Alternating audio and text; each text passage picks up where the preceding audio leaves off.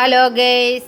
അപ്പോൾ ഇന്ന് പൂച്ചക്കുട്ടികൾക്ക് പാലും ബിസ്ക്കറ്റും ആദ്യം കൊടുത്തിട്ട് പണി തുടങ്ങാമെന്ന് വിചാരിച്ചു. അവർ വന്ന് ഗ്രില്ലുമ്പോൾ വന്ന് ഭയങ്കര തട്ടലായിരുന്നു.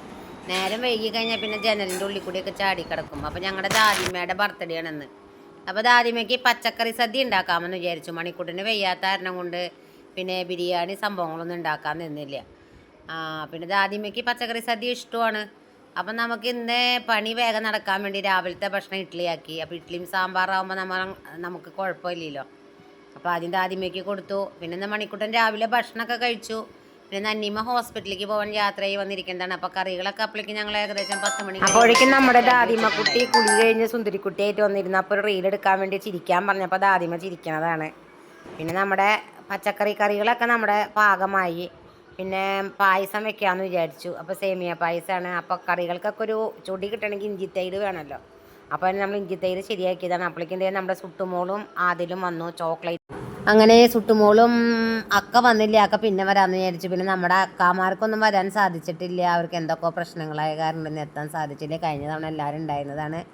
അതിൻ്റെ ഒരു ചെറിയ സങ്കടം നമ്മുടെ ദാദിമക്കുട്ടിക്ക് ഞങ്ങൾക്കൊക്കെ ഉണ്ടായിരുന്നു. എന്താ ചെയ്യാലേ, ഓരോ വർഷം ഓരോ ഇതിലാണല്ലോ. അങ്ങനെ ദാദിമയ്ക്ക് ഇന്ന് 79 വയസ്സായ ദിവസമാണ്. പിന്നെ ജാസ്മി പെരുമ വന്നപ്പോൾ നേരം വൈകി. അപ്പോൾ ആൾക്ക് ആളുടെ അമ്മയ്ക്കും സുഖമില്ലാതിരിക്കുകയായിരുന്നു. ആൾ അവരെ കണ്ടിട്ടാണ് വന്നത്. പിന്നെ നമ്മുടെ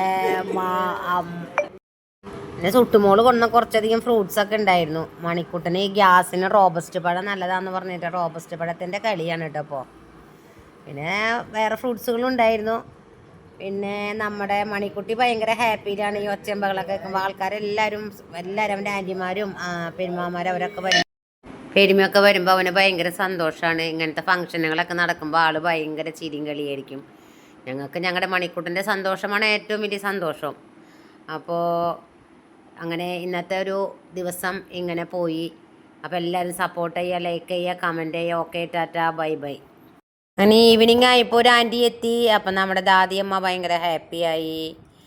പിന്നെ മക്കളെല്ലാവരും വരുമ്പോഴല്ലേ അമ്മമാർ സന്തോഷമാകുന്നത്. അപ്പോൾ വീണ്ടും ഒന്നും കൂടിയും പറയുന്നു, സപ്പോർട്ട് ചെയ്യണേ, ലൈക്ക് പ്ലീസ്. അങ്ങനെ ഞങ്ങളുടെ ഷക്കീല താത്തയും മക്കളും എത്തിയിട്ടാ. ഓക്കേ.